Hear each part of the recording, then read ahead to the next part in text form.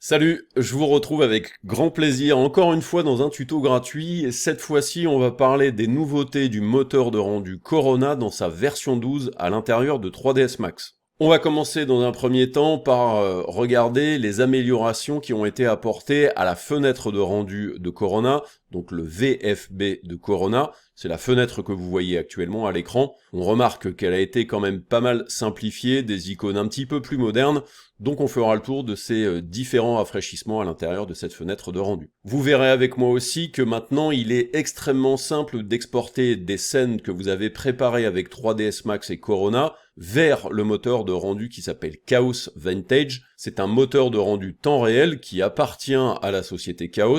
Ça ressemblerait peut-être pour certains qui connaissent à Twinmotion. Ça ne sera pas bien entendu une formation à Chaos Vantage, on verra juste comment exporter, mais il n'est pas impossible qu'une formation à Chaos Vantage arrive sur la plateforme tuto.com très rapidement.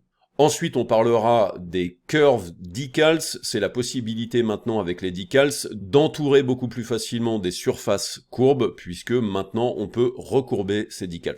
On parlera aussi des quelques améliorations qui ont été apportées au Corona Sun and Sky. Vous verrez, et pour moi c'est la plus grosse nouveauté aussi, que à l'intérieur du Chaos Scatter, on a maintenant un pinceau, donc un scatter brush, qui va nous permettre de positionner encore plus efficacement certaines instances du Chaos Scatter, ou encore d'en supprimer. On verra aussi que les Corona Patterns, cette technique qui n'a rien à voir avec le scatter et qui permet de coller sur une surface une forme qui va se répéter, elle a été aussi améliorée. Maintenant, on peut utiliser une sorte d'objet de référence qui va nous permettre de mieux cadrer la zone qui va nous servir dans la pattern. Voilà globalement pour les quelques nouveautés que nous allons voir dans ce tuto. On va aller faire un tour sur le site de Chaos parce que vous allez avoir besoin, bien entendu, de mettre à jour Corona, mais surtout aussi de télécharger Chaos Vantage parce que sans ça, on ne pourra pas regarder comment se passent les exports entre les deux moteurs de rendu. Allez, à tout de suite sur le site de Chaos et après, on fonce dans 3ds Max.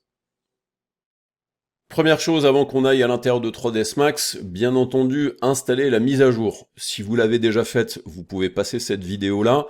Par contre, je vous rappelle que on va voir aussi comment exporter une scène préparée dans 3ds Max avec Corona vers le moteur temps réel Chaos Vantage. Donc ça sera nécessaire que vous téléchargez aussi Chaos Vantage. Le plus simple pour que vous puissiez aller télécharger vos mises à jour, bien entendu, si vous avez un compte Chaos, il vous suffit d'aller dans votre compte et ensuite d'aller chercher vos différents produits et après aller les télécharger. Si vous n'avez pas de compte, je vous conseille d'en créer un parce que si c'est une version d'évaluation que vous voulez télécharger de Corona ou de Chaos Vantage, il faut forcément avoir un compte chez Chaos. Bien entendu, le compte est gratuit tant que vous n'achetez pas de licence. On va télécharger donc Corona et Vantage, donc on va sur le site chaos.com, je vais dans la catégorie architecture, dans lequel ici je vais pouvoir aller chercher Corona, j'arrive sur la page de Corona, là pour télécharger, c'est pas très compliqué. Vous remarquez qu'ici au milieu de l'image, il y a marqué Download Corona. Je clique sur ce bouton. Ça m'emmène vers la page sur laquelle je peux choisir la version Cinema 4D ou la version 3ds Max. En ce qui nous concerne, c'est la version 3ds Max qui nous intéresse. Je clique sur Download. Il fait le téléchargement ici. Donc c'est un téléchargement d'environ 800 mégas. On va en profiter pendant qu'il le télécharge pour aller chercher Chaos Vantage. Donc pareil, allez dans la catégorie architecture, vous descendez et ensuite, après Corona, nous avons Vantage. Donc je clique sur Vantage. Là, vous pouvez faire un try free si vous êtes déjà connecté. Vous remarquerez aussi qu'ici, il y a un bouton, enfin en tout cas à l'heure à laquelle j'enregistre le tuto, il y a un bouton ici pour télécharger la dernière version de Chaos Vantage. Donc je clique sur Download Update. Je viens cliquer ici sur Download, vous remarquez qu'ici, il n'y a qu'une version Windows, donc je clique là-dessus, le téléchargement se fait, donc j'ai encore 1 minute de téléchargement pour Corona et 18 secondes pour Vantage, je vais les laisser se finir de télécharger, et ensuite on installe tout ça ensemble.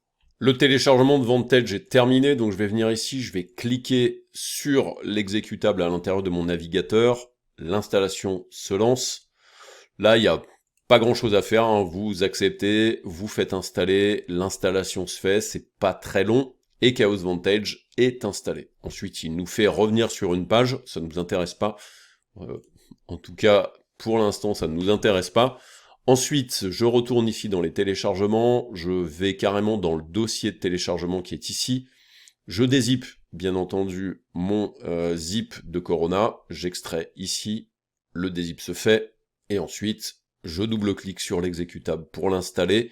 Quand vous faites l'installation, vérifiez bien quelles sont les options. Soit vous faites une installation classique, soit vous faites une installation personnalisée qui va vous permettre de choisir vers quelle version de 3ds Max c'est installé. Donc moi j'utilise la 2024 et la 2025 3ds Max, j'utiliserai la 2025 pendant le tuto, donc pour ceux qui par exemple utilisent une version antérieure, la quasi-totalité des fichiers de travail que je vous donnerai, en fait, c'est des fichiers de travail qui sont disponibles sur le site de Chaos. Donc ce sera à vous d'aller les télécharger, et on utilisera quasiment que ces fichiers-là tout au long de la formation. Donc là, j'accepte les termes, je fais Next, le Install Type, c'est en Update, bien entendu, vous pouvez mettre Custom, et du coup, là, en l'occurrence, moi, j'ai juste besoin de faire un Update, donc je fais Update, je fais Install.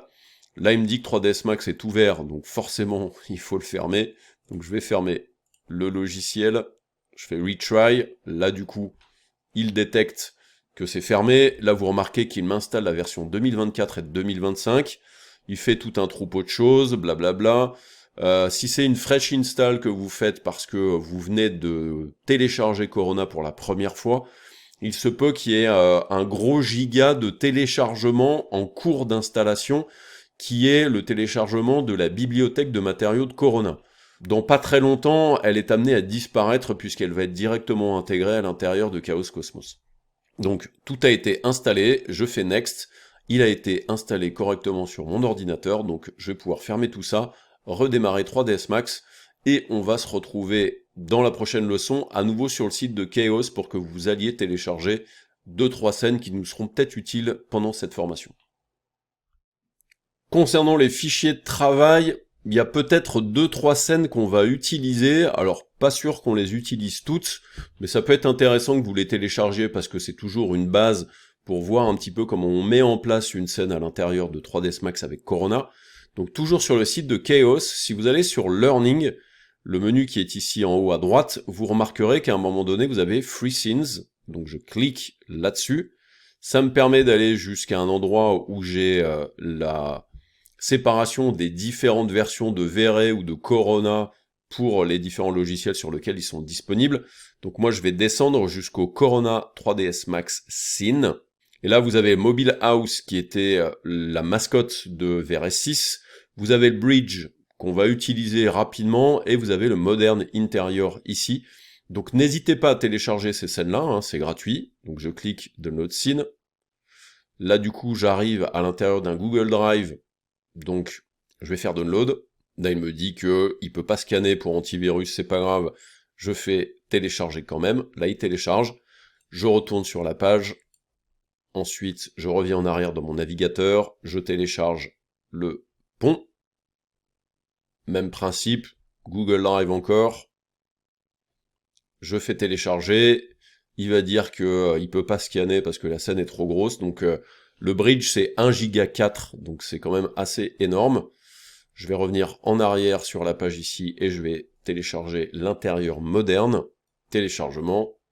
Il dit encore une fois qu'il peut pas scanner pour les virus parce que effectivement la scène est trop grosse. Donc là, j'ai mes 3 scènes qui sont téléchargées.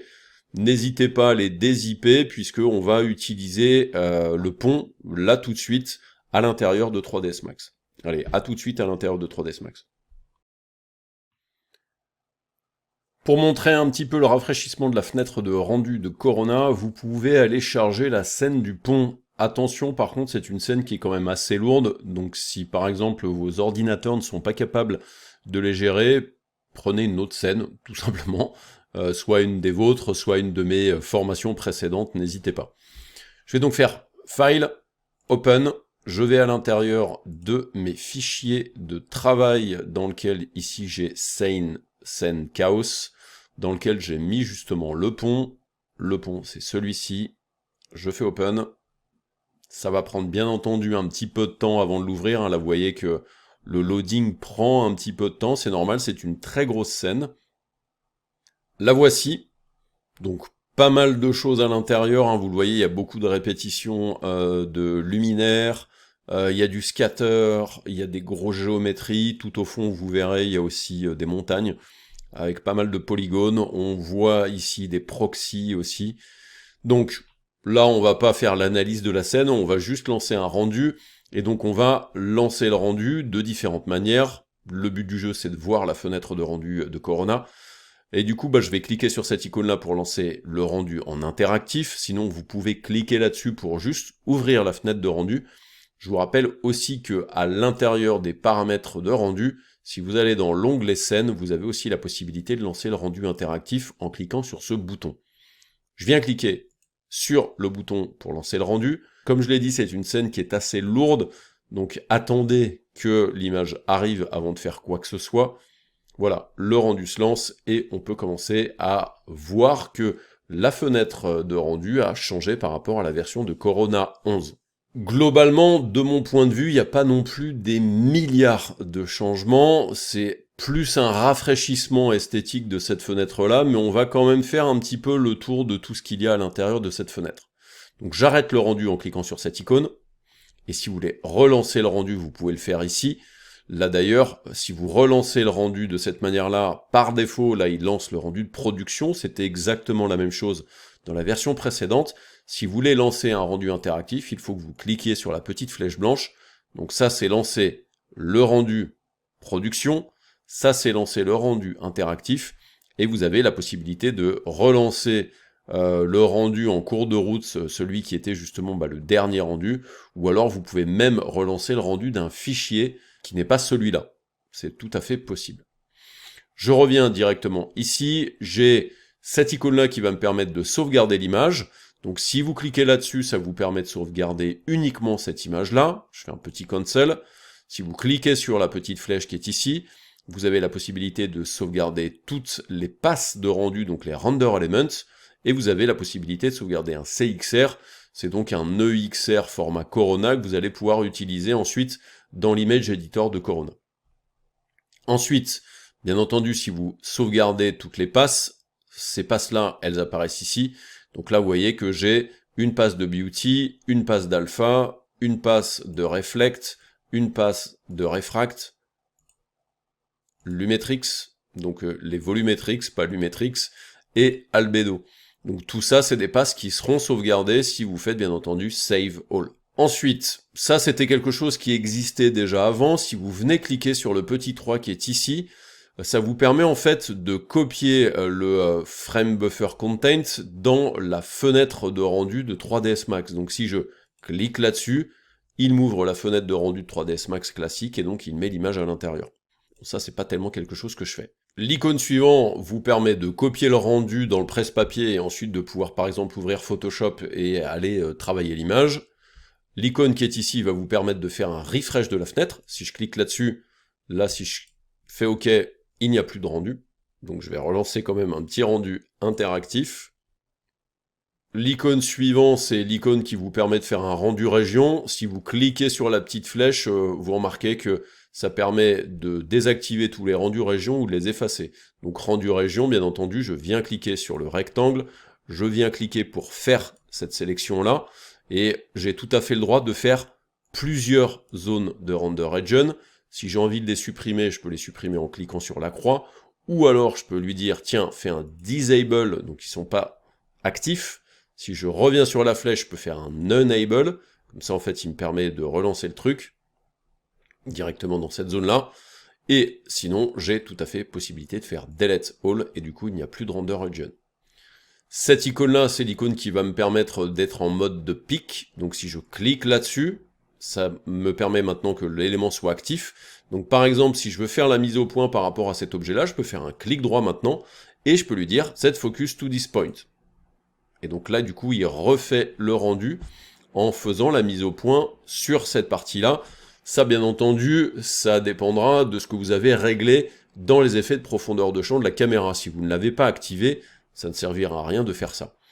Si je refais un clic ici, vous voyez qu'ensuite, je n'ai que ces deux options-là. Faire en sorte que ce soit un focus dans cette zone-là, ou alors faire en sorte de sélectionner en fait le volume fog object.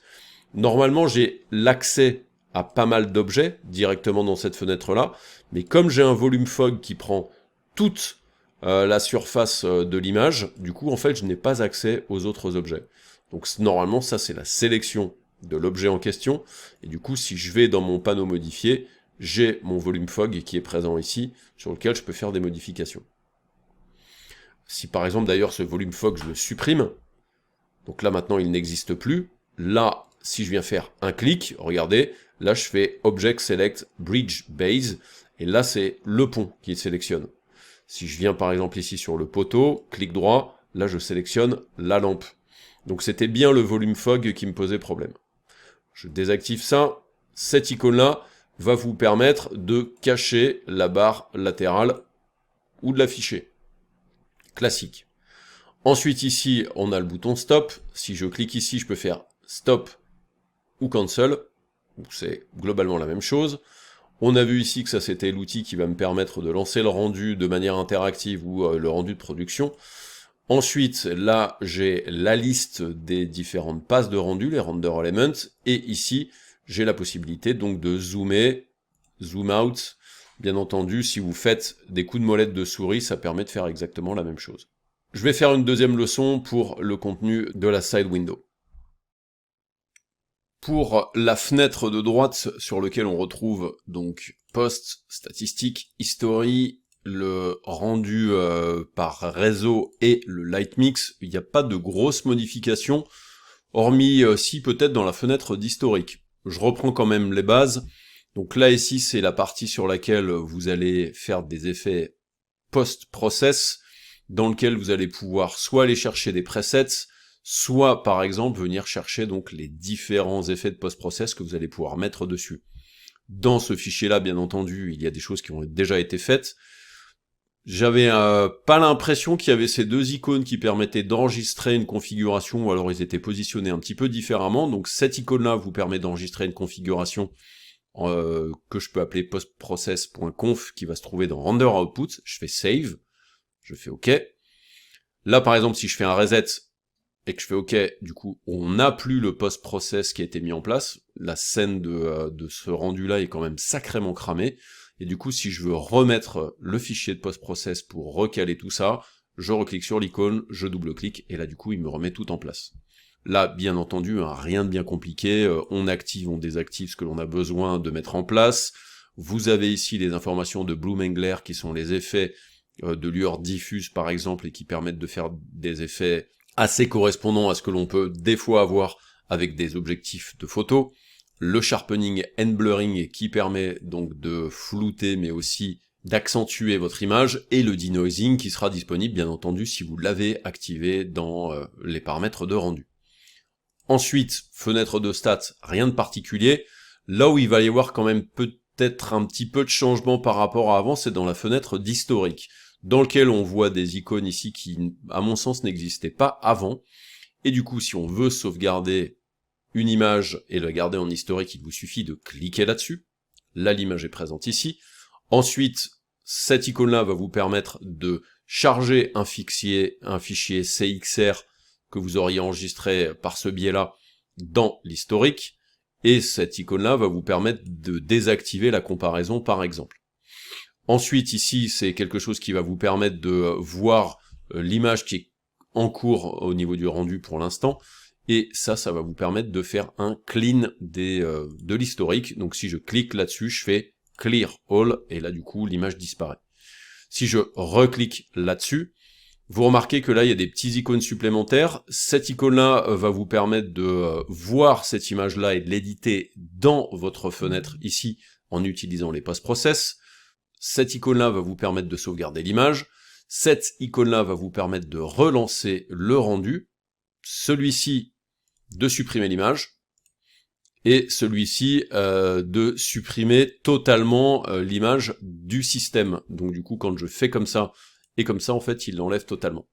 Dans les petites choses qui ont un peu changé aussi dans la fenêtre d'historique, a priori, il y a une comparaison qui a été un petit peu améliorée. Donc en fait, on va faire une comparaison, je vais faire le stockage de ce rendu-là en cliquant là-dessus.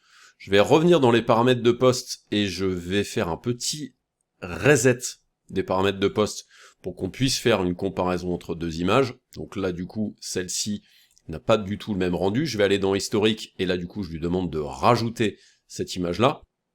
Et ensuite, pour faire un comparatif, comme d'habitude, clic gauche pour faire la définition de la comparaison en A, et si je vais sur la deuxième image, clic droit pour faire la comparaison en B. Là, il y a un petit avantage par rapport à avant, c'est qu'on distingue le A et le B directement ici dans l'historique, et vous remarquez qu'à l'intérieur de l'image, on voit aussi le A et le B. Donc ça, c'est un petit plus, parce que moi, ça m'arrivait de temps en temps, je ne savais plus qui était le A et qui était le B, et donc quelle était l'image. Surtout quand on avait des choses qui étaient extrêmement ressemblantes. Après, du coup, on a notre comparatif qui est présent ici. Bien entendu, si vous voulez revenir au rendu en cours, il faut que vous veniez ici et que vous désactiviez la comparaison de cette manière-là. Mais si vous voulez refaire une comparaison, il va vous suffire de recliquer gauche sur la première image, droit sur la deuxième image.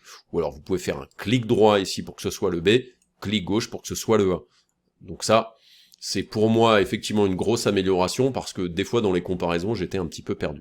Dans les choses que vous pouvez faire ici, je peux venir par exemple cliquer là-dessus pour enlever tous les items de l'historique, comme ça au moins je repars de zéro, et puis là du coup je pourrais revenir dans le poste, revenir dans le chargement de la configuration pour revenir en fait à l'image de base. Après l'historique, eh bien, on a ici le Distribute Rendering, donc là, rien de particulier, parce que du coup, je ne peux pas lancer de rendu distribué parce que j'ai qu'une seule machine sur laquelle je fais mes rendus. Et pour le Light Mix, là, pour l'instant, il n'est pas possible parce que pour que ça puisse fonctionner, il faut que j'ai un Light Select et au moins un Light Mix dans les render éléments de ma scène. Voilà globalement pour cette fenêtre de rendu et les petites améliorations qu'il y a à l'intérieur. Concernant le Light Mix, justement, j'aimerais vous montrer que c'est possible, depuis la version 12 uniquement, d'avoir plusieurs Light Mix et de les contrôler beaucoup plus facilement à l'intérieur de la fenêtre de rendu de Corona. Ce que vous pouvez faire, c'est aller charger la scène de l'appartement qui faisait partie des fichiers que je vous ai fait télécharger sur le site de Corona. C'est la scène qui s'appelle Loft Bedroom Corona. J'ouvre cette scène-là, ce sera parfait pour ce que j'ai besoin de vous montrer. Donc scène assez simple, d'une chambre avec différents éclairages. Si je lance un rendu interactif, voici ce que l'on va avoir. Je vais agrandir un petit peu. Voilà, le rendu. Donc voilà le rendu. Dans les post-process, je vais peut-être lui... l'access effectivement sera un petit peu mieux. Il y a un petit blue même glare, etc. Donc rendu plutôt cool, peut-être un petit peu sombre à mon goût. Je vais peut-être lui taper une exposition supérieure. Là, j'aimerais faire un Light Mix. Donc si je vais dans Light Mix ici, il n'existe pas, donc je vais arrêter mon rendu, je vais dans les paramètres de rendu, et je vais ensuite dans l'onglet scène pour aller cliquer sur l'option Setup Light Mix.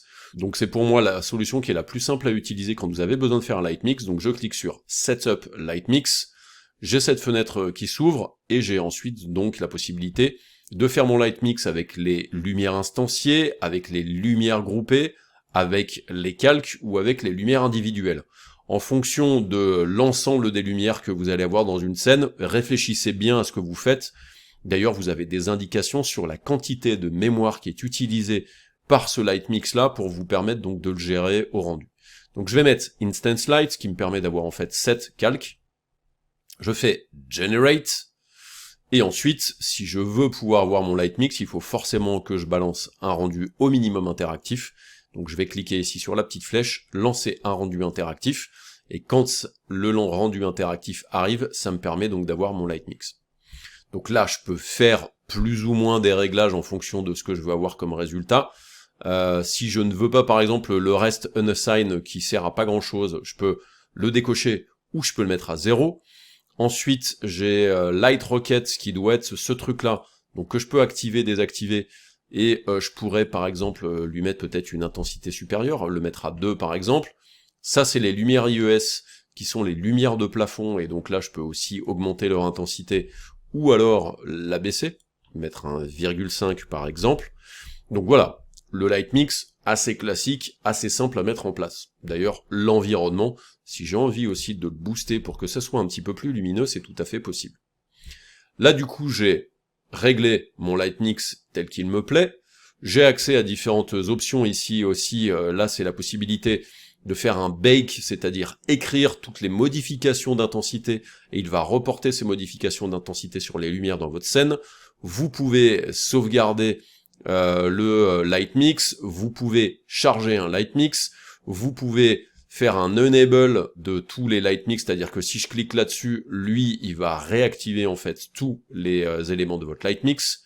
Ce bouton-là va vous permettre de tout remettre à 1, et ce bouton-là va vous permettre de remettre toutes les couleurs blanches dans les lumières.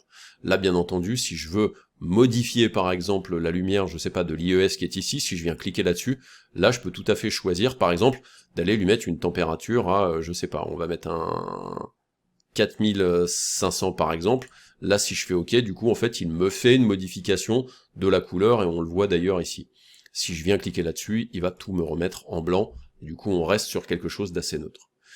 Là, le but du jeu, c'est de vous montrer qu'on peut créer un light mix supplémentaire. Donc, je vais arrêter le rendu, je vais aller dans les render elements. Dans les render elements, ce que je vais faire, c'est que je vais venir choisir le light mix qui a été déjà mis en place. Je vais lui changer son nom, je vais l'appeler jour light mix. Et ensuite, je vais aller dans les render elements, je clique sur add, et je vais venir chercher un light mix supplémentaire. Donc, je prends le say shading light mix, je fais OK, je lui change son nom, et je vais l'appeler nuit light mix. Donc je relance un rendu interactif encore une fois, de préférence. Ok. Le rendu se lance, et pour l'instant le rendu, on est dans la passe de beauty. Si à tout moment je viens à l'intérieur de mon light mix et que je refais par exemple un réglage de mes lumières, regardez ce qui se passe, maintenant on se retrouve dans la passe de jour light mix. Je peux venir dans le menu déroulant, et je vais venir chercher le nuit light mix. Là, ici, je ne veux pas avoir un rendu de jour, je veux avoir un rendu de nuit, donc je vais simplement désactiver l'environnement, et du coup, normalement, je devrais avoir, au bout d'un moment, effectivement, le rafraîchissement qui se fait. Bien entendu, n'oubliez pas que l'environnement est forcément lié à un Corona Sun, donc je désactive aussi le Corona Sun. Ça va prendre un petit peu de temps à faire la mise à jour, mais là, regardez, du coup, il a bien modifier effectivement mon rendu. Et maintenant, je peux peut-être baisser le light rocket qui est peut-être un petit peu intense. Je peux baisser peut-être le light ceiling aussi, qui sont peut-être un petit peu intenses aussi. Donc là, du coup, ça me permet de faire ma configuration de nuit, vous le voyez assez simplement. Donc, gros avantage maintenant, si je retourne dans mes passes de rendu, regardez, jour light mix, nuit light mix, et il garde les configurations. Donc ça, c'est une nouveauté de la version 12. C'est vrai que je pouvais pas tellement savoir si ça existait avant parce que je l'avais pas expérimenté, mais donc ça c'est un petit plus effectivement de ce que vous pouvez mettre en place dans la fenêtre de rendu de Corona avec plusieurs light mix. On peut utiliser la même scène pour les curved decals, donc cette petite amélioration sur les decals qui permet d'avoir des courbes. Ce qu'on va faire, c'est que je vais sélectionner le vase en céramique qui est ici, je vais me mettre en vue de perspective. Je vais appuyer sur Z pour centrer sur mon petit vase. Et puis je vais même carrément faire un clic droit et je vais faire Hide Unselected. Comme ça, je n'ai que le vase de présent. Et ensuite, si je lance un rendu, je risque d'avoir quelque chose qui va être beaucoup trop clair. Donc je peux en profiter dans le post. Je vais lui mettre un -1 par exemple qui me permet de retrouver une couleur à peu près correcte. Du coup, là, je veux créer un decals. Pour créer un decal, c'est pas très compliqué. Vous allez dans la barre de Corona, vous venez cliquer sur cette icône-là, ou sinon, vous venez dans la catégorie créer, vous choisissez la catégorie Corona, et le decals est présent ici. En sachant que si je reviens en standard primitive et que je clique sur le Corona decals, en fait, ça permet de passer dans la catégorie Corona, d'activer le decals. Là, ici, donc, dans le decals, très classique comme d'habitude, sauf que maintenant, vous avez le bend dans la largeur et dans la hauteur. Donc ça va vous permettre de mapper encore mieux vos decals sur les surfaces courbes. Là, en l'occurrence, ce que j'aimerais, c'est justement créer un decals ici. Donc je vais en profiter, je vais activer l'autogrid. Je vais venir ici sur la surface, je clique, je maintiens cliqué qui me permet de créer mon decals. Et ensuite, je vais prendre l'outil de déplacement. Je vais me mettre en local sur l'outil de déplacement pour pouvoir le déplacer beaucoup plus facilement. Je le positionne ici, là. Je n'hésite pas à tourner autour de mon objet, comme ça, et si j'ai besoin de tourner aussi le decals, je n'hésite pas là aussi à me mettre en mode local, qui me permettra de l'orienter quand même beaucoup mieux. Je me mets ici, hop, je vais enlever le Safe Frame qui est présent ici dans la fenêtre, le Show Safe Frame, voilà, histoire que l'on voit un petit peu mieux les choses. Je me rapproche un petit peu de mon vase. Là, bien entendu, si je lance un rendu avec un decals vide, il ne se passe absolument rien, ce qui est tout à fait normal. Donc je vais créer un matériau, je vais dans l'éditeur de matériaux, je vais ranger un petit peu tout ce qu'il y a dans cette scène-là. Je vais venir ici pour créer un nouveau matériau, donc matériau Corona. Je vais prendre un matériau de base Legacy. Je vais l'appeler dorure text. Ok, et là je veux créer un métal. Donc je vais créer un métal doré, donc à l'ancienne je vais le faire, c'est-à-dire que le métal ça n'a pas de diffuse, ça a bien entendu de la réflexion, et le Fresnel IOR sur du métal, moi je le mets minimum à 10 pour me permettre d'avoir quelque chose quand même d'assez reflétant. Je vais lui mettre un petit Reflection Glossiness à 0,8 par exemple pour que ce soit plutôt du métal brossé. Et ensuite, soit vous venez lui mettre la couleur directement dans le Reflection Color et vous lui donnez une couleur légèrement jaune-orangé par exemple pour avoir donc cette couleur-là. Ça peut être pas mal de partir un petit peu vers voilà les rosés, comme ça c'est plutôt pas mal. En sachant que moi ce que j'utilise beaucoup c'est une texture gratuite que vous pouvez retrouver sur le site de Seeger Studio. Donc ça s'appelle Complex Fresnel, ça moi je l'utilise beaucoup pour les métaux. Donc le Seeger Studio, donc si je clique sur Homepage ici, donc vous voyez qu'il y a le lien vers la Homepage. Si je clique là-dessus, ça va sur le site de Seeger Studio, Complex Fresnel. Donc n'hésitez pas, ce sont des plugins pour 3ds Max qui sont gratuits et qui permettent de faire des choses quand même assez cool. Donc le Complex Fresnel, lui, ce qu'il fait, c'est qu'il vous permet d'avoir exactement la longueur d'onde des différents alliages de métaux. Donc je vais me mettre sur Gold, et je vais le connecter, bien entendu, dans le Reflection Color, comme ça, du coup, j'ai bien ma dorure. Maintenant, ce que je veux faire, c'est créer un decals, donc du coup, il faut que je connecte une texture à ma transparence. Donc je vais chercher l'opacity color, je viens cliquer pour créer une map Corona bitmap, je vais à l'intérieur de mes fichiers de travail, et à l'intérieur de mes fichiers de travail, j'ai ce texte-là, Lion Aesthetic, je le sélectionne, et là, du coup, ça me permet donc d'avoir tout simplement ce texte qui va me permettre de créer la transparence. Par contre, là, la transparence se fait sur le blanc et pas sur le noir. Donc du coup, en fait, ce que vous pouvez faire, c'est aller dans la output, et dans la output, vous faites un invert. Comme ça, on aura bien le texte qui sera opaque à l'intérieur. Maintenant, ce que je vais faire, c'est que je vais appliquer ce matériau-là à mon decals. Donc vous sélectionnez bien le decals, clic droit sur le matériau, Assign Material to Selection, et là, du coup, ça vous permet donc d'avoir le Lion Aesthetic présent ici. Par contre, mon decals, les proportions ne sont pas correctes, donc ce que vous pouvez faire, c'est lui demander en fait de faire un fit to bitmap ou fit to assign material. Donc si je fais fit to assign material, regardez, ça fonctionne très bien. L'avantage de le faire comme ça, c'est que ça vous évite, si vous cliquez sur fit to bitmap, d'aller ouvrir un explorateur et ensuite d'aller le disposer et d'aller après le sélectionner dans cet explorateur-là. Donc là, du coup, en faisant comme ça, ça me permet donc d'avoir mon Lion esthétique qui est appliqué. Si je fais un rendu, ça me permet donc d'avoir, vous le voyez, mon texte qui est appliqué sur la surface. Sauf que, il sort du cadre, donc forcément, on va pas le voir. Donc du coup, si vous voulez, par exemple, que ce soit peut-être un petit peu plus visible, n'hésitez pas à modifier la dimension de tout ça, donc verrouillez les deux dimensions, et là, si je baisse la dimension, je devrais pouvoir balancer le Lion esthétique sur la surface. Sauf que, dans certains cas, des fois, le plaquage va être un petit peu étiré. C'est en ça que maintenant, il y a un intérêt sur les curves decals, c'est que, sur les decals, c'est que vous avez la possibilité maintenant de venir mettre une courbure sur votre decals, qui va vous permettre de vraiment le caler sur la surface sur laquelle vous voulez le recourber. Donc on peut le mettre en largeur, et vous pouvez aussi le mettre en hauteur, et donc du coup ça peut vous permettre, vous le voyez, d'arrondir le decals pour que ça corresponde à votre surface. Et donc là du coup il est positionné correctement. Alors après le bend ici dans le sens de la hauteur m'intéresse pas plus que ça. Du coup, bah, maintenant, je vais peut-être plutôt le disposer sur la partie basse. Je vais venir lui faire une rotation pour le remettre en fait dans une rotation à peu près classique. Je vais venir ici, bon là il a l'air d'être à 0, donc là maintenant je vais le descendre, je vais le positionner plutôt ici. J'aimerais qu'il soit plutôt effectivement au niveau de la base du vase. On peut bien entendu aussi faire des centrages, hein, c'est-à-dire que n'oubliez pas d'utiliser peut-être le centrage dans l'axe DX.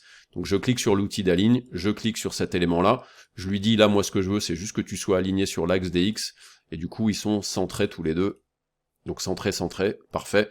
Et là, je peux venir maintenant jouer sur mon curve decals pour que ils viennent vraiment correspondre à la surface. Voilà. Et du coup, bah là, si je fais un petit rendu, ça me permet donc d'avoir mon texte qui se cale correctement sur la surface.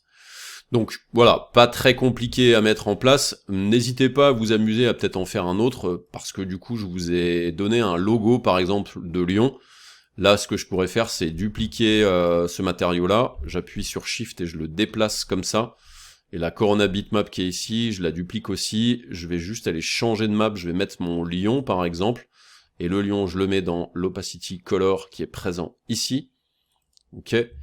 Là, ma bitmap, elle est inversée. Donc, je vais regarder ce que ça donne en non inversé. Donc là, vous voyez qu'en fait, c'est un PNG. Donc là, avec les PNG, ça va être un petit peu plus, un petit peu différent. Là, en fait, il faut que vous cherchiez les channel outputs à l'intérieur de votre image. Et l'alpha, c'est censé en fait être l'image alpha. Le mono, c'est censé être l'image alpha. Et le RGB, c'est alpha image as gray. Qui là, du coup, moi je mets tout comme ça en fait. Et là, vous voyez que du coup, ça fait bien le logo. Et là, du coup, en fait, on va bien avoir le logo correctement positionné là-dessus. Donc, je vais l'appeler Lion Decals. Ok. Ensuite, ce que je peux faire, c'est dupliquer ce decals avec un shift-click pour le positionner ici. Je le copie, je ne fais pas une instance, je l'appelle Lion Decals. Hop, je le positionne, je le mets à peu près par ici. J'applique le bon matériau, donc je vais dans l'éditeur de matériaux, je clique sur cet élément-là, je lui dis Assign Material to Selection, qui du coup me fait l'application du logo dessus. Je fais bien un Fit to Assign Material pour que du coup, il me prenne bien le lion. Et là, du coup, je peux venir ici dans le bend, parce que le bend, là, pas besoin d'être aussi courbé par rapport à la surface. Donc je le mets comme ça, je baisse peut-être un petit peu, voilà, sa courbure, et je peux lui faire une courbure dans ce sens-là aussi, qui va me permettre, voilà, de le caler correctement par rapport à la surface. Ça, c'est... Faites très attention, en fait, à la manière dont vous allez caler la courbure, parce que des fois, ça a une tendance quand même à pas mal étirer les choses. Ça peut être pas mal de compenser la taille en largeur et en hauteur, si vous voulez des fois respecter un petit peu un ratio correspondant. Donc là, mon petit decals, doublé des fois avec donc mon Lion Aesthetic.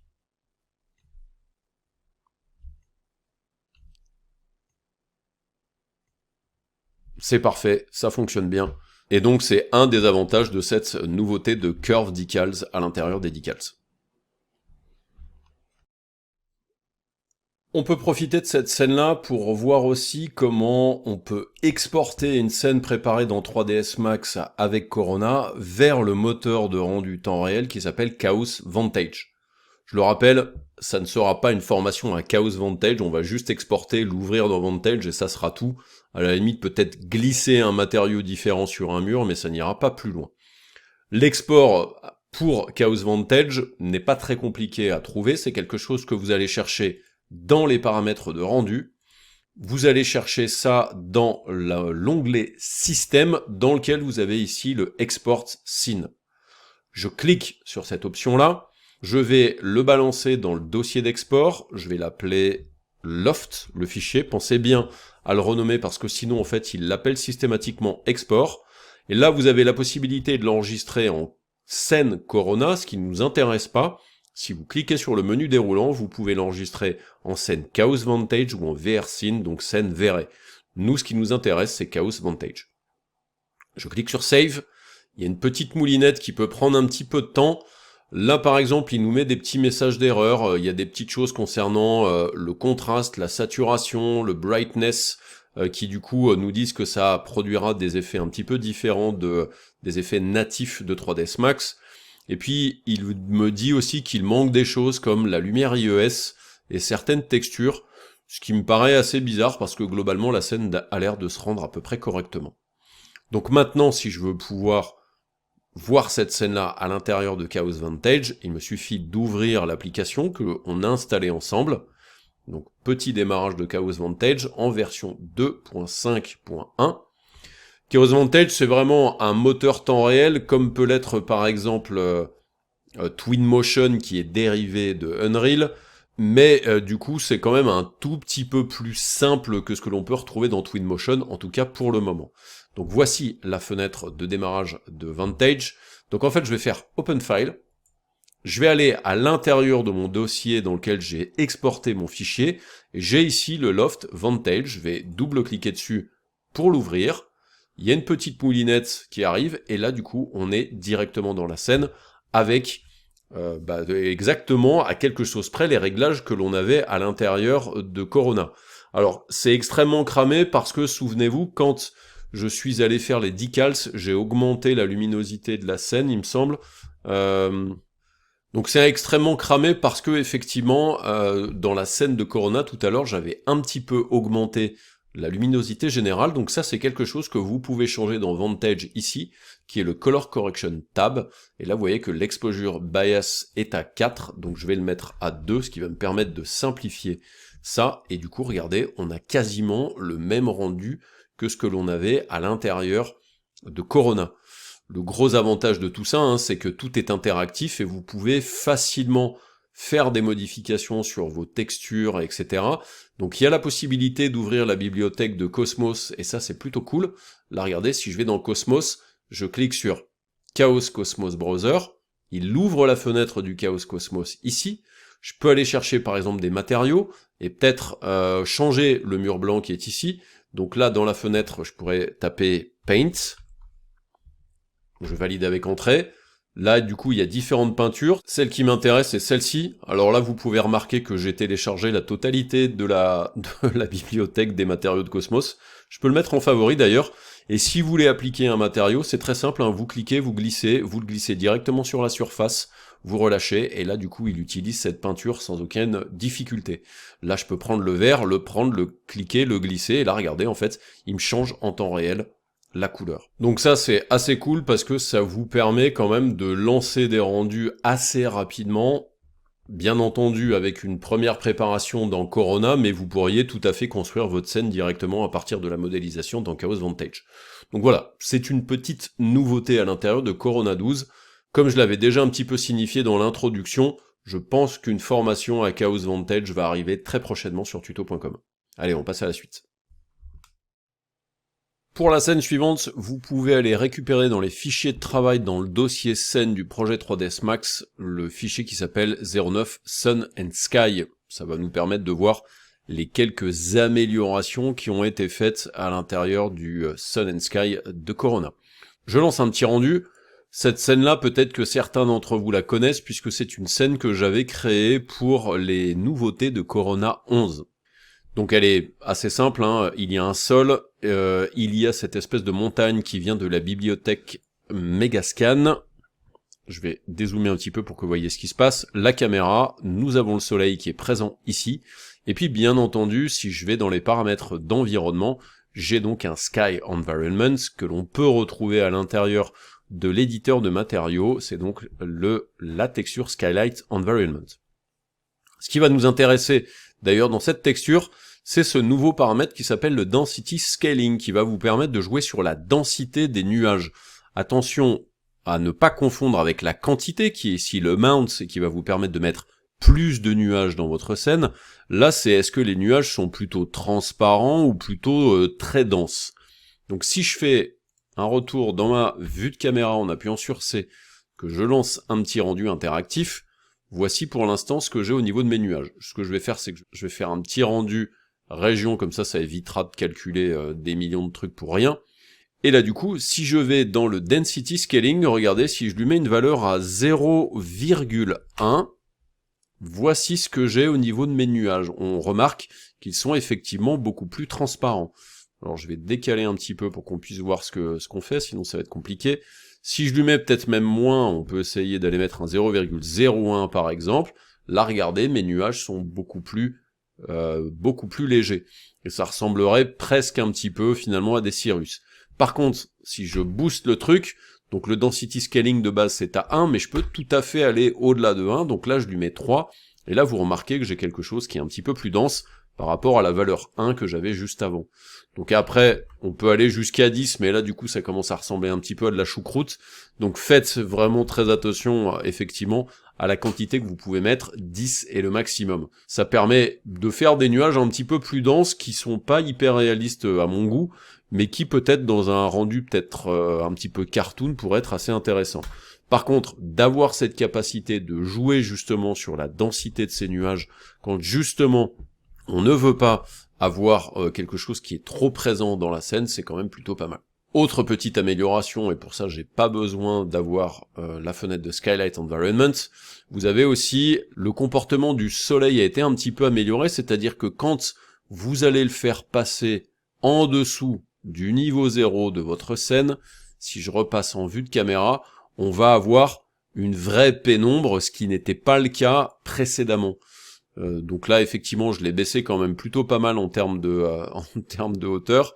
Je vais venir le mettre à 0 ici, par exemple, en Z, pour que l'on voit ce que ça donne. Donc là, vous voyez un petit peu ce que donne mon ciel avec cet effet de soleil. Donc là, c'est déjà pas mal, parce que là, il y a des grosses améliorations aussi dans le comportement des nuages, je trouve. Mais si je commence effectivement à être un petit peu en dessous de 0, donc je vais lui mettre moins 1000 cm, pour qu'en fait, on commence à avoir quelque chose qui correspondent un peu à ce que on imagine pour une nuit. Donc là, au fur et à mesure du temps, donc là, à moins 5000 cm par exemple. C'est une scène qui est en centimètres, mais je l'ai créée en kilomètres. Donc c'est normal qu'effectivement, je sois obligé d'abuser un petit peu la position du soleil pour que on puisse commencer à ne plus le voir. Donc ça, c'est effectivement l'une des améliorations de la version 12. Donc on a vu la densité des nuages, mais aussi un meilleur comportement du ciel lorsque le soleil se couche ou lorsque il est en haute altitude. On passe à la suite. Pour l'amélioration suivante, vous pouvez très bien garder la même scène que celle que l'on vient d'utiliser pour le Sun and Sky. Ce que l'on va faire, c'est du scatter. Donc, je vais venir sélectionner toutes les géométries à l'intérieur de cette scène-là. Je vais passer en vue de perspective. Je sélectionne la montagne, le sol. Et je vais ensuite aller faire un tour dans Chaos Cosmos, la bibliothèque, pour aller chercher un preset de scatter. Donc je vais dans la bibliothèque, modèle 3D, presets, et le preset que je vais utiliser, c'est celui-ci, le preset de forêt. Je l'ai déjà téléchargé, donc pour l'appliquer directement sur les surfaces sélectionnées à l'intérieur de ma scène 3ds Max, j'ai juste besoin de cliquer sur cette icône-là. L'import est en train de se faire. Donc si vous réduisez la fenêtre, vous verrez ici charger la scène directement à l'intérieur de 3ds Max. Donc ça prend un petit peu de temps. En termes de dimension, ça a l'air d'être à peu près correct. Donc je vais quand même aller modifier des petites choses ici sur le scatter de forêt. Et je vais venir dans les propriétés de transformation au niveau de l'échelle, donc translation, rotation, échelle. Et je vais peut-être baisser un petit peu la dimension de ces éléments-là. Je vais mettre de 40% à 60% de la dimension, ce qui devrait rendre les arbres un petit peu plus petits. Je me positionne en vue de caméra à nouveau, et là du coup, voilà ce que j'ai. Dans les petites choses, ce que vous pouvez aussi faire, c'est que vous avez, je vous le rappelle, la possibilité de jouer sur les informations qui vont concerner le slope limitation, qui va permettre de faire en sorte que l'on ait un petit peu moins de géométrie dans les pentes, par exemple. Donc là, ici, l'angle est de 0 à 180, je vais mettre de 0 à 90, ce qui va pas forcément changer non plus grandement la donne, mais ça va quand même un petit peu changer les choses. Je vais peut-être lui mettre quand même carrément même un 60, ce qui va permettre de encore plus limiter les arbres sur la partie de la montagne. Alors, je vais peut-être mettre 70. Ensuite, je vous rappelle que quand vous êtes avec votre scatter, vous avez possibilité d'éditer les instances. Donc c'est quelque chose que vous allez gérer ici dans l'Edit Instances. Si vous voulez d'ailleurs même mieux éditer les instances, ce que vous pouvez faire, c'est descendre tout en bas pour ici lui donner en fait le maximum d'instances visibles à l'intérieur de votre fenêtre de 3ds Max. Donc je vais par exemple lui demander de mettre 5000 instances, qui me permettra d'en avoir un petit peu plus. L'avantage de faire ça, c'est que ça va vous permettre de venir ensuite dans les informations d'Instance Editor, et quand je vais cliquer sur l'Edit Instances, donc là il me dit que j'ai beaucoup plus d'instances copiées dans mon rendu que ce que j'ai dans le viewport, donc ne seront visibles que celles qui sont dans le viewport.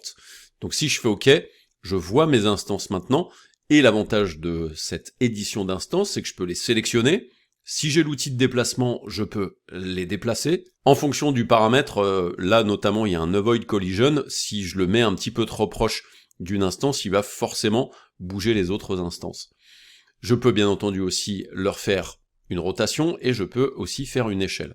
Donc je peux très bien venir sélectionner des instances, par exemple ici, et je vais supprimer les instances qui sont devant moi, pour me permettre d'avoir peut-être une clairière dans cette partie-là. Voilà, j'édite ces différentes instances-là, donc je les sélectionne, et je ne fais qu'appuyer sur la touche supprime. Une fois que l'édition d'instance vous convient, vous décochez Edit Instances, et là maintenant, si je viens faire un rendu, je devrais avoir un petit peu moins de densité ici sur la partie qui se trouve en face de nous. Bien entendu, comme là il y a un scatter, attendez-vous à ce que le rendu mette un petit peu de temps quand même. Donc là j'ai réussi à en éditer quelques-unes et à les supprimer. On voit que c'est un petit peu plus clair ici.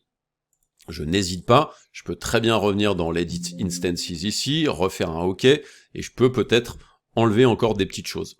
Je vais me mettre en vue de perspective, je vais venir un petit peu au-dessus ici de cette partie-là, et il y a un truc que je peux faire, c'est que vous remarquez que maintenant, à l'intérieur de l'Instance Editor, j'ai Brush. Si je clique dessus, ça va me permettre d'avoir un pinceau qui va me permettre de peindre des instances. Je peux augmenter la dimension de mon brush, donc là je pense que je peux lui mettre un 2000 cm, ça lui posera aucun problème. Et j'ai aussi la possibilité d'utiliser ce pinceau avec ces réglages-là, mais pour effacer. Ce que je vous conseille de faire d'ailleurs, quand vous effacez, pensez bien à décocher cette option-là, qui va vous permettre d'effacer pas seulement les instances qui ont été placées à la main avec la brosse. Donc là, si je viens avec ma brosse, regardez, je vais pouvoir sans aucun problème supprimer beaucoup plus d'instances ici dans cette partie-là et faire le ménage un petit peu plus facilement dans ma scène. Si je fais un petit rendu maintenant de cette partie-là, je devrais avoir bien entendu au centre ici maintenant beaucoup moins d'instances. Regardez, j'ai pu nettoyer cette partie-là. Et ce que je peux faire, je vais fermer la fenêtre de rendu, ça sera mieux. Maintenant, je peux prendre ma brosse, je vais réduire la dimension de ma brosse parce qu'à 2000, ça va ne servir à rien. J'ai ici un ratio qui va me permettre de peindre plus ou moins avec de la quantité des instances. Et là, regardez, par exemple, je pourrais décider de faire, je sais pas, une espèce de croix comme ça en plein milieu de mon cercle. En faisant comme ça me permet de rajouter des instances directement à la main. Et ça, c'est pas mal parce que c'était pas quelque chose qui était disponible jusqu'alors. Si vous vouliez rajouter des instances sur une trajectoire, il fallait par exemple créer une ligne et les mettre dessus. Donc là, du coup, ça peut me permettre de peindre précisément les choses. Je vais juste un petit peu augmenter ma dimension. Je vais mettre 1000 par exemple. Je vais lui mettre un painting rate à 50 par exemple. Et je vais repasser dans cette zone-là pour mettre un petit peu plus d'instances. Là, vous voyez que du coup, je peux en mettre beaucoup plus que ce que j'avais mis précédemment. Et ça va me permettre de remplir un petit peu mieux cette zone-là. Donc voilà, ce nouvel outil est pas très compliqué, hein. C'est en édition d'instances, le pinceau sur lequel vous allez régler des petites choses pour dessiner directement des instances vous-même, ou alors les effacer en utilisant Erase. Pas très compliqué à utiliser. Dans les fichiers de travail, je vous ai mis un fichier qui s'appelle 11-pattern. Alors, moi, des fois, j'ai un peu le défaut de l'appeler nmesh, sauf que dans Corona, ça s'appelle Corona Pattern, et c'est la fameuse technique qui va vous permettre d'utiliser une géométrie pour la plaquer sur une surface. Ça n'est pas du scatter. Le scatter, c'est plus quand on veut dispatcher des arbres, de l'herbe, etc. Le nmesh, c'est plus quand vous avez une pattern que vous voulez appliquer à un mur ou encore, par exemple, à un tissu ou à un siège pour que l'on voit bien les fibres du tissu. J'ai déjà fait une préparation de la pattern, hein. Ce que je veux faire, c'est une espèce de mur en losange, et j'aimerais faire en sorte que ce losange aille à l'intérieur de notre appartement, celui qu'on a déjà utilisé pour le light mix ou encore pour le curve decals, et j'aimerais faire en sorte que le mur du fond ici, lui, soit avec la pattern que j'ai créée. Donc je vais cliquer pour sélectionner le mur qui s'appelle Wall 2, je vais l'appeler mur fond. Je sors de ma fenêtre, je me mets en perspective, j'appuie sur Z pour centrer, je vais ensuite faire un Shift F pour enlever le Safe Frame, et ensuite, ce que je vais faire, c'est que je vais sélectionner ma pattern et je vais cacher tout le reste, clic droit, Hide Unselected, ça sera beaucoup plus simple. Alors ce mur, il a des espèces de trous, donc ce sera pas de ma faute si ça se plaque pas correctement. Donc, pour utiliser la pattern, il faut que vous sélectionniez la surface sur laquelle vous voulez répéter la pattern, et ensuite, vous allez à l'intérieur des modificateurs, et vous devriez retrouver le Corona Pattern Mode. Donc, je clique sur cette option-là, la Pattern Mode maintenant est appliquée, mais il faut que je prenne une géométrie pour la répéter par-dessus. Donc, je vais cliquer sur None, je vais sélectionner ma géométrie, et là du coup ça me permet d'avoir ma géométrie qui se répète sur le mur. Malheureusement ça ne se voit pas en temps réel à l'intérieur de la fenêtre, donc du coup ce qu'il faut que vous fassiez, c'est que vous fassiez un rendu interactif. Donc je vais faire un rendu interactif. Là pour l'instant je ne vois rien parce que tout ça est bien trop clair, donc je vais baisser l'exposition et je vais me rapprocher de mon mur. Hop. Voilà, en gros, ce que fait ma pattern pour le moment. Donc on voit qu'effectivement, j'ai une pattern qui est pas du tout bien placée. Dans votre cas, vous devriez être plutôt d'ailleurs dans ce cas-là, c'est-à-dire que le tiling, c'est-à-dire la répétition de la pattern, devrait être plutôt comme ça. Et du coup, ça n'a pas tout à fait le même aspect que ce que moi j'avais au départ. Donc, là, en fait, ce qu'il faut que vous fassiez, c'est que vous régliez votre pattern. Donc pour régler la pattern, il faut que vous veniez sur la géométrie, donc vous voyez que la pattern est positionnée comme ça, et du coup en fait il faut que vous fassiez un crop de cette zone-là. Le crop, vous allez le faire en venant ici dans le crop size en X, et je vais lui dire par exemple, tiens, fais-moi une pattern de 25 cm par 25 cm. Là du coup en fait je vais mettre en vue de dessus, ce sera plus simple. Donc là du coup j'ai ma pattern, mais j'ai des petits soucis effectivement sur le positionnement de tout ça. Il y a un truc que vous pouvez faire, c'est prendre la crop box qui est ici, et avec la crop box vous pouvez tout à fait modifier la position de la crop box, donc qui est ici. N'hésitez pas à utiliser le snap toggle angle qui va vous permettre de tourner par exemple tous les 45 degrés. N'hésitez pas à venir dans les options en faisant un clic droit. Donc l'angle, vous voyez qu'il est à 1 degré. Donc ça m'intéresse pas. Moi, je veux qu'il soit à 15 degrés. Et comme ça, quand je vais venir là, vous voyez, ça me permet de le mettre à la bonne dimension. Donc ensuite, quand vous voulez faire en sorte que tout ça rentre correctement dans la boîte, il faudrait que potentiellement vous preniez par exemple l'outil d'échelle et qu'avec l'outil d'échelle, vous fassiez un truc dans ce genre-là. Ensuite, que vous fassiez une échelle dans ce genre-là pour que ça vienne chercher la pattern un petit peu de partout.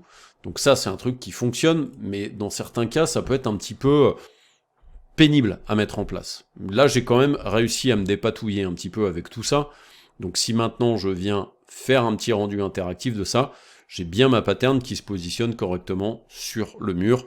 Et après, je peux venir lui mettre un petit tiling ici de 10 et de 10 par exemple.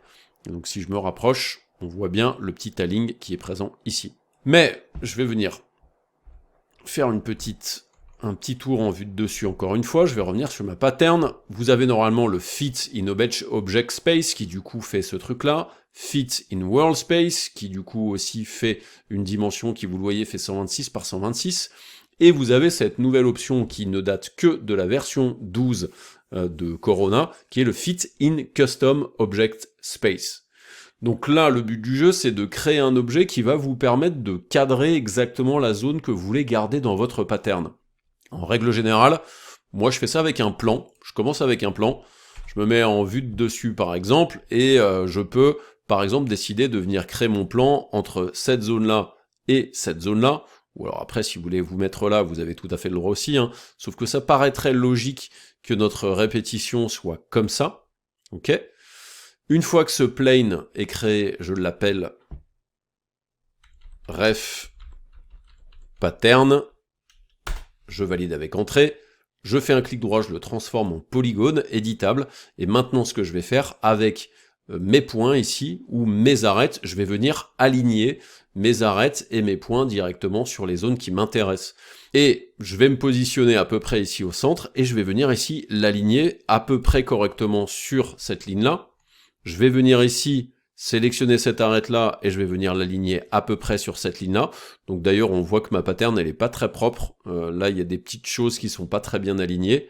Je vais venir sur cet élément-là, et pareil, je vais venir aligner sur cette ligne-là. Après, j'aurais peut-être pu mettre un magnétisme, ça m'aurait fait gagner du temps. Et après, sur cette ligne-là. Donc comme ça, je les aligne à peu près correctement. Si à tout moment, vous voyez d'ailleurs que votre pattern n'est pas très propre, donc là, je vais désactiver cette option-là, et vous voyez que par exemple, il y a des alignements qui sont pas bons, n'hésitez pas à venir sur la pattern. Là, par exemple, je vais mettre en sélection d'éléments, je sélectionne cet élément-là, et je pourrais tout à fait décider de remonter mon élément ici de pattern, pour qu'il soit correctement aligné ici. Cet élément-là, ça a l'air d'être bon, celui-là, c'est bon, ok. Là, ça a l'air d'être bon là-bas. Là, peut-être que l'alignement n'est pas correct. Donc, si, ils ont l'air d'être corrects tous les deux.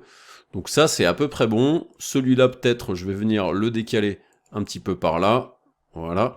Donc, en fait, ça me permet d'aligner ma pattern correctement. Ok. Lui, il n'est pas très bien aligné non plus. Je vais peut-être le remonter légèrement. Voilà, donc là j'ai raligné ma pattern. Et ensuite, ne restez surtout pas avec l'objet tel quel, hein. Un plan tout seul ne suffira pas, il faut que vous fassiez une extrusion. Donc je vais prendre la sélection de polygone sur ma géométrie. Je viens lui faire un petit extrude comme ça, un petit peu plus large que mon objet lui-même. Ensuite, je repasse en mode objet, je descends légèrement mon objet, comme ça au moins, ça me permettra de faire en sorte qu'il englobe bien la totalité des éléments. Maintenant, si je veux qu'il prenne en compte cet objet-là, je sélectionne mon mur, je viens ici sur l'option Fit in Custom Object Space, je clique là-dessus, je viens sélectionner cette boîte-là que j'ai créée spécifiquement pour, je clique, et là il me dit que c'est une dimension de 39 et des brouettes par 8 par 28 par 8. Donc, est-ce que ça a fonctionné sur mon mur? On va aller regarder ça au rendu. Donc, la pattern a l'air de fonctionner correctement. Je vais zoomer un petit peu. Voilà. Et là, du coup, j'ai un aliment propre qui correspond à ce que je voulais. Donc, ça, c'est plutôt cool. Je ne peux que vous conseiller, effectivement, d'utiliser. Si, par exemple, vous avez du mal avec le crop box qui est présent ici, d'utiliser un objet spécifique. Vous, peut-être, vous êtes dans le cas où vous avez ici un pattern offset de 1 qui va décaler la pattern du mur. Moi, j'ai spécifiquement demandé qu'il soit à 0,5, ce qui le remet quand même beaucoup plus proche et à l'intérieur du mur. Ça évitera d'avoir des petits soucis avec ça. Je peux me remettre en vue de caméra. Je vais me mettre en vue de caméra 2, par exemple. Clic droit, Unhide All. Je fais un petit F3, un petit Shift F pour que l'on voit le cadrage. Je vais sauvegarder ce fichier-là en tant que pattern fin, je le sauvegarde en format 3ds Max 2022 pour ceux qui ont des versions antérieures. Et là du coup, si on s'amuse à faire le rendu, donc je fais un petit rendu interactif, ça risque d'être relativement sombre, mais là regardez, du coup en fait ça fonctionne bien avec le mur. Je vais lui remettre la valeur à 0, ou à 2, effectivement comme c'était tout à l'heure, et donc là j'ai bien ma pattern sur le mur. Donc voilà, petite option assez sympathique qui vous permet de répéter assez facilement des géométries sur des murs ou pour des sols. Donc bricoler un petit peu avec, j'en avais déjà parlé effectivement quand c'était sorti dans Corona, mais là du coup on a encore un peu plus de facilité à créer nos propres patterns. On a fini avec les nouveautés de Corona 12, on va pouvoir conclure cette formation. Voilà, ce petit tuto qui vous a permis de découvrir toutes les nouveautés de Corona en version 12 est désormais terminé. Comme d'habitude avec Corona, c'est jamais des très très grosses mises à jour, c'est tout simplement parce que ils ont décidé de ne pas faire des versions à la décimale comme certains développeurs, et donc quand il y a une nouvelle version, c'est en règle générale des améliorations pas monstrueuse de la version d'avant. Il y a quand même, bien entendu, la Visual Frame Buffer de Corona qui a été modifiée, dans lequel on a pu voir que la fenêtre d'History a changé. On a pu voir aussi que maintenant on peut aussi ajouter plusieurs light mix, et donc on a pu faire deux light mix, un light mix de jour et un light mix de nuit. On a vu aussi les curve decals, très pratiques pour les géométries qui sont plutôt arrondies. On a pu voir les améliorations du Sun and Sky, et aussi les améliorations du scatter avec maintenant le scatter brush. Ensuite, vous avez pu voir que on peut utiliser une géométrie pour pouvoir bien précisément caler nos patterns lorsque vous utilisez le modificateur pattern. Voilà globalement pour toutes les nouveautés de cette version 12 de Corona. N'hésitez pas, si c'est avec ce tuto que vous découvrez Corona à l'intérieur de 3ds Max, à vous pencher sur mes tutos qui sont disponibles sur tuto.com. Il y en a, en plus de celui-là, 10 de disponibles sur la plateforme, des tutos payants et des tutos gratuits. Donc allez chercher par exemple sur tuto.com mon profil, vous tapez par exemple Gilles ici dans la barre de recherche. On tombe sur la quasi-totalité de mes tutos, donc je vais par exemple aller cliquer sur mon nom, comme ça on rentre dans ma bibliothèque, et là vous pouvez filtrer avec mes tutos 3ds Max si c'est 3ds Max qui vous intéresse, ou encore avec les tutos sur Corona, donc si je clique sur Corona, ça vous permet de voir qu'effectivement il y a mon tuto principal dédié à Corona qui fait quasiment 16 heures, et après vous avez un tuto quasiment pour chacune des nouveautés, plus encore des tutos supplémentaires. Donc j'espère que ce tuto gratuit sur les nouveautés vous a plu, et je vous dis à très bientôt sur tuto.com pour d'autres tutos dans 3ds Max avec Corona ou avec d'autres logiciels. Allez, salut!